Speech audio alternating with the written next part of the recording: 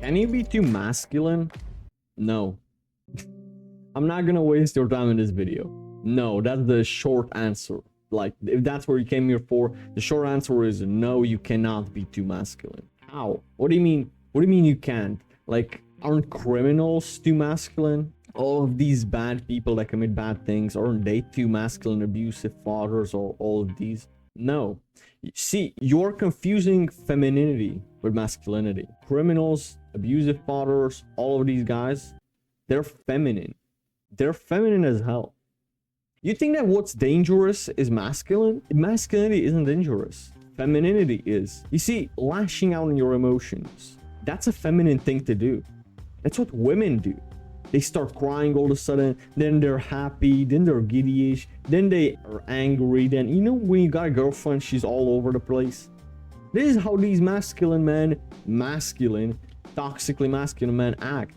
This is not even toxic masculinity, this is just like pure radicalness. That's not how men act.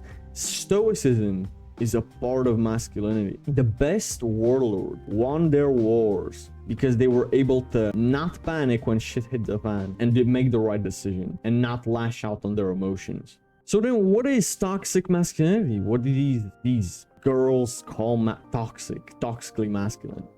It's basically just having boundaries, okay? Don't let low quality women tell you that you're insecure, that you're okay. Listen, there is such thing as insecure women, but I'm gonna get into that in a moment. But having boundaries is not a bad thing whatsoever, because I feel like women do bad stuff for their relationship by default, automatically. They just talk to other guys. They don't even know it's bad, right? They go to the club and they really have only the intention to just go dance, but then they end up on Tyrone's dick by accident. Doesn't matter what the intention was. You cannot really trust women because their emotions flip. This is why I always said, always put a now to whatever she says. I love you now, but even I hate you now. Your ex will oftentimes come back for the right reason, just like your girlfriend will oftentimes cheat for the right reason.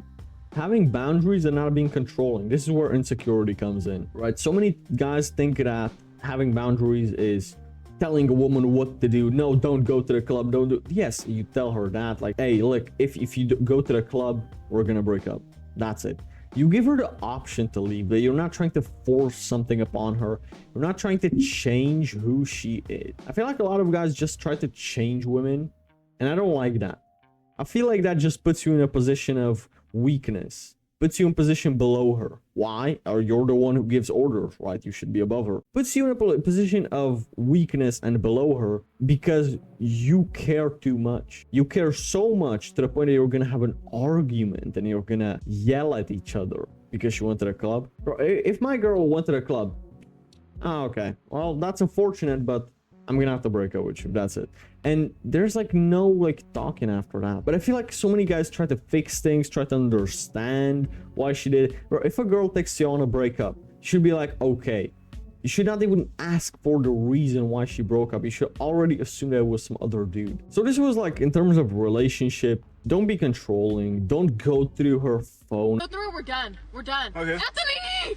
Stop, dude. Bro, give me my phone. Bro. And some fucking cringe ass shit like that. It's just your number one thing in your life should be your mission as a man. When you put women as your main focus, they run away from it. Your number one mission in your life, number one thing that you should be thinking and caring about and spending most of your time on should be the mission. Every single warlord, the reason why they had so many wives is because he didn't give a shit about them. He gave a shit about his empire and the women who were crawling after them, and he wasn't chasing them. So when you focus on your mission, the women come. So it's just don't even be too obsessed with that.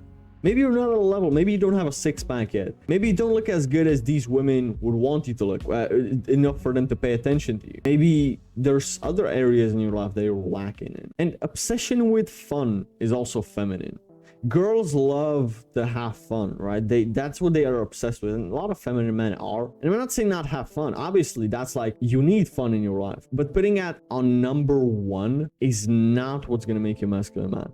Because if you think of a father, your father maybe, hopefully if you have a masculine traditional father like me in Eastern Europe, Maybe you do. Maybe if you're American, maybe not. Again, maybe he's being cucked by the system. But let's say you do. What's the main trait that a father needs to have? It's reliability or dependability, right?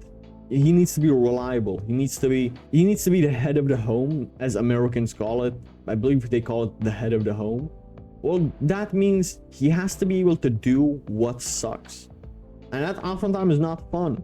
Okay, he has fun with his children, sure, but when shit hits the fan, when your dog dies and everybody cries and somebody needs to bury him, you don't want to do it. It sucks. You're sad too. But if you start crying, now your wife looks at you like a bitch. Your children will never forget that. So now you have to hold frame.